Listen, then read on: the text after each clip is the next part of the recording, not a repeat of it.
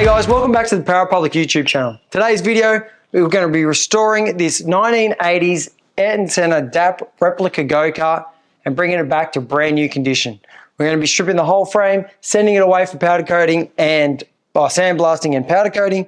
We're going to get everything re-chromed, so when it comes back, this thing looks brand new. The seat's going to get a resto. We're going to be pulling the engine down, making sure that's in top shape as well. It's a Rotax from the 80s and it's called a rotary valve. So for you guys that don't know, we've got piston port engines, reed engines, and rotary valve engines. This one is a rotary valve engine, makes heaps of power, revs to the moon. It's going to be awesome. It's going to sound awesome. We're going to take you guys along for the ride. In today's first installment, we're going to be stripping the whole kart to get all the parts ready to go out to get prepared. So this thing looks amazing the next time it hits the track.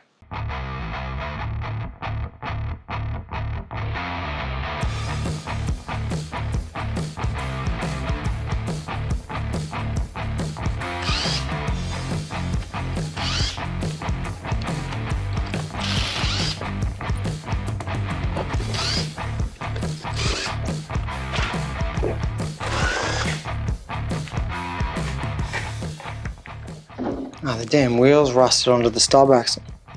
So we're going to have to use a bit of WD-40 and a hammer to get that off, that's for sure. So they've over-cranked the nut putting this wheel on the stub axle, otherwise it's just rusted on the bearings. So a bit of WD-40 and a light tap with a soft hammer and that should get it off the stub axle. Damn, it's off.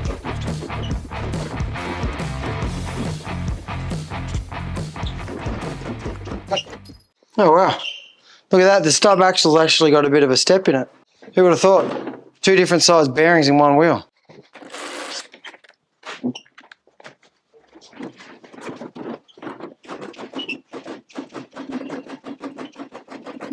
And for some reason they've been using a spring washer when normally we just use a nylock nut to hold the wheels on and normal wheel spaces. So we'll be changing that when we put the new kart back together.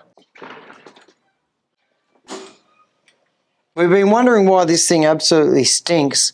The fuel tank has actually got a hole in it. You can see it here. It's just perished with time and fuel's been leaking out. So since we picked it up, the thing absolutely hums of stale fuel, which is gross. So I'm glad we found that because we're going to throw that in the bin.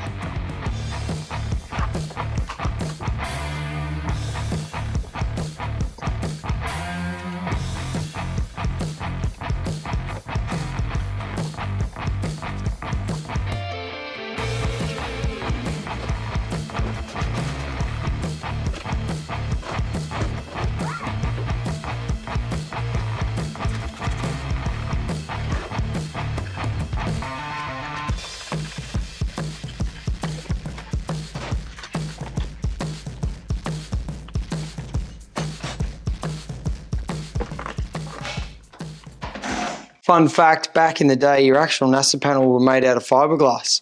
So this is a really early, probably genuine NASA panel that would have been mounted down here just like this. This is a retrofitted bracket. These are the genuine DAP NASA panel brackets that would have mounted to here and here. So all this is regulation. If we're going to use the NASA panel, I'm not sure. We're going to mount it just like this. And maybe we're going to use the side pods, but I'd really like to use the kart pretty much just like this, as raw as you can get it. So now we're just removing the dirty old fuel tank support.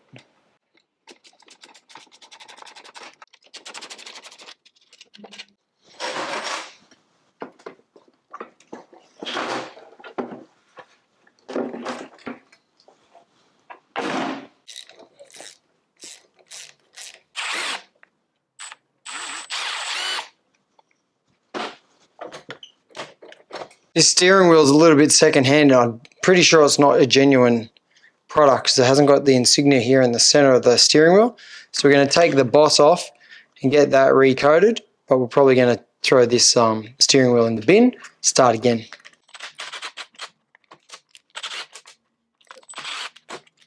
And with no clutch on the engine, we definitely don't need a stop button because the engines will stall because they're direct drive.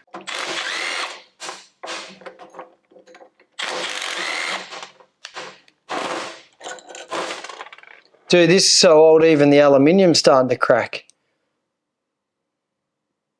That'll definitely be getting an update, that's for sure. These are just the bolts that hold the tie rods to the steering column.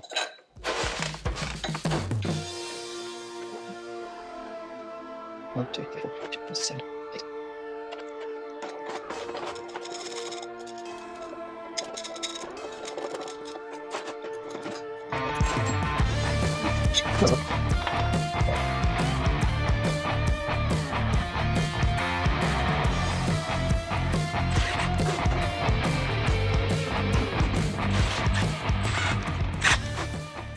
This is interesting. Back in the day, the C-section was actually part of the stub axle, or the claw of it. So you'd put your pin down, which is just a bolt, your kingpin's down through here, and then the bearings are inside the chassis. Obviously now that's inverted. On a modern day chassis, we've got the claw like this, and the bearing's actually part of the stub axle.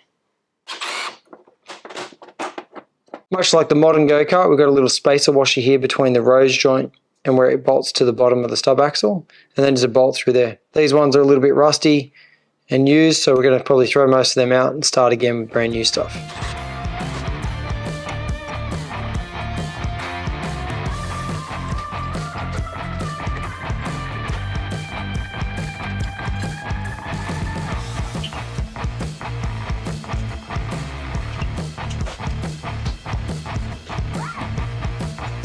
A little bit different to your modern day pedal. This is a piece of tube steel.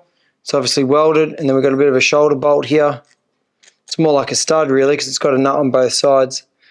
This version's pretty rusty and it's a little bit bent, so we're probably going to turn up some brand new ones over on the lathe. So we've got some nice new shoulder bolts here to go in our pedals.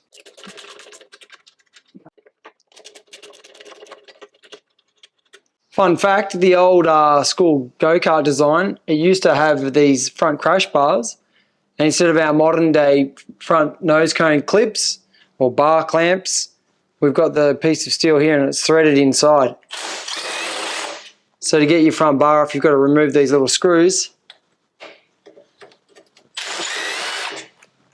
and then your bar can come off. Now, if you damage this at the track, it's going to be really hard to get it apart. I guess that's why they went with the modern design that's not screwed down here. And also for rigidity, obviously it would be a bit soft to the front of the cart.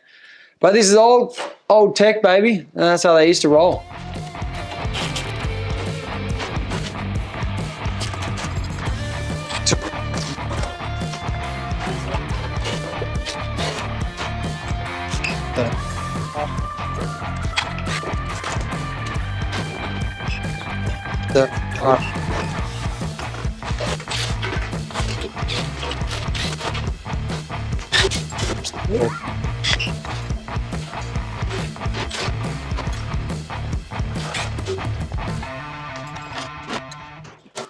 This old floor tray is really banged up. The fuel tank's nearly worn through. So unfortunately, we're going to have to get another one of these bent up out of aluminium sheet metal. And then hopefully we can get someone to reprint us a nice World Champion DAP sticker with a little greyhound.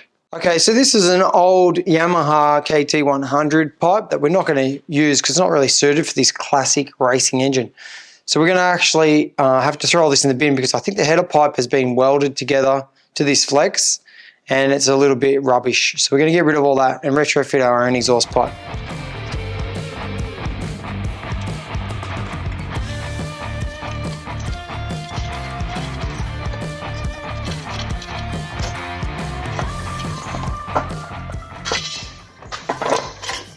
Pulled the whole stud out, jeez. These engines are from the 80s, they really hammer. It's a rotary valve. The valve for the port timing, well, the intake timing is down here on the crankshaft. It's a bit of an old school method. They don't really use it anymore.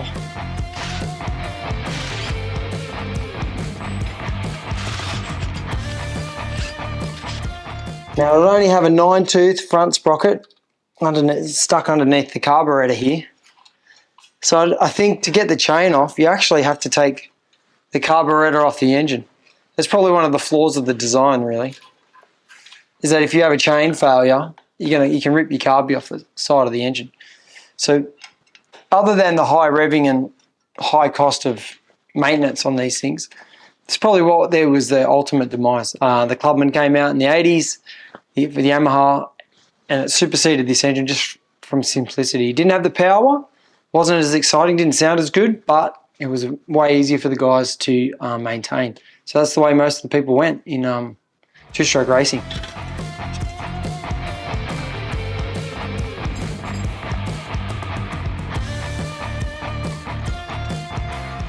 For some reason, they've used the world's most dodgiest bolts and brakes and set up for the brake.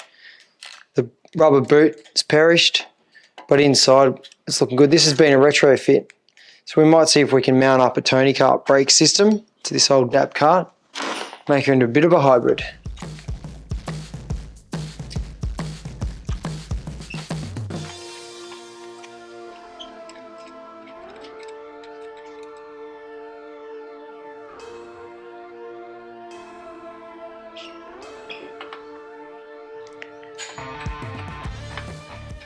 These little fittings just undo, and they have actually got a little compression fitting inside them. So as you do them up tight, it actually flares the end of the plastic tube out and makes it all seal up. It's probably not the best, but it does the job.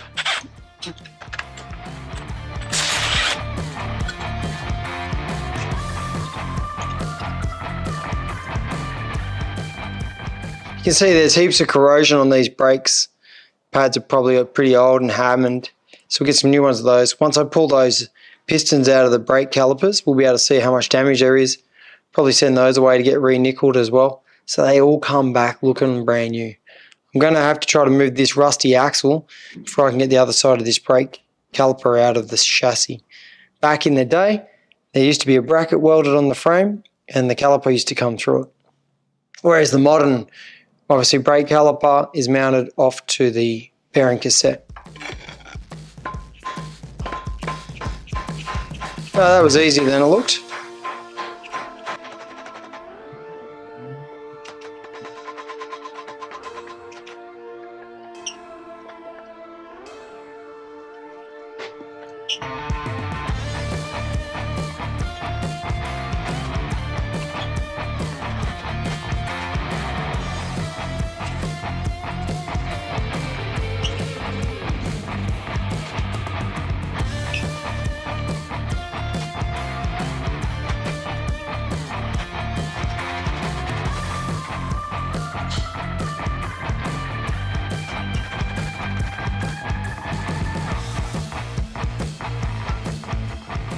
This is a 30mm solid axle.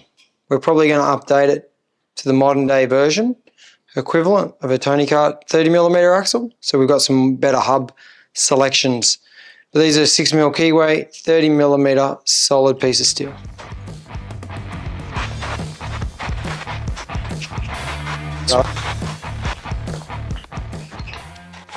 Sometimes if the sprocket carrier won't move, you just crack all these nuts off.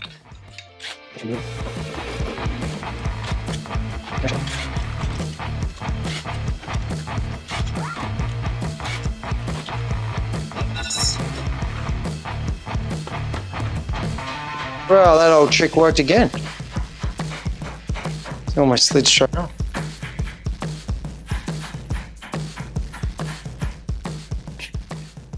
Fun fact, the bearing cassettes are a two-piece steel pressing, and they actually hold the bearing in.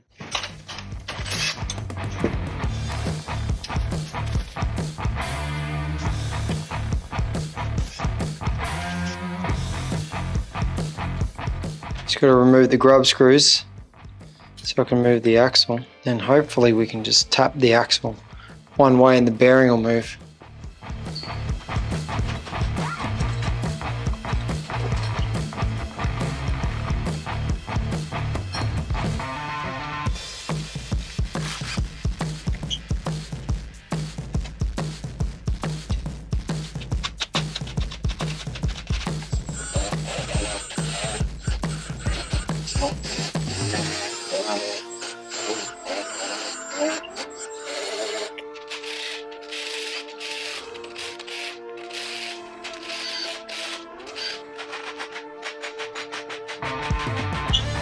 Cheers.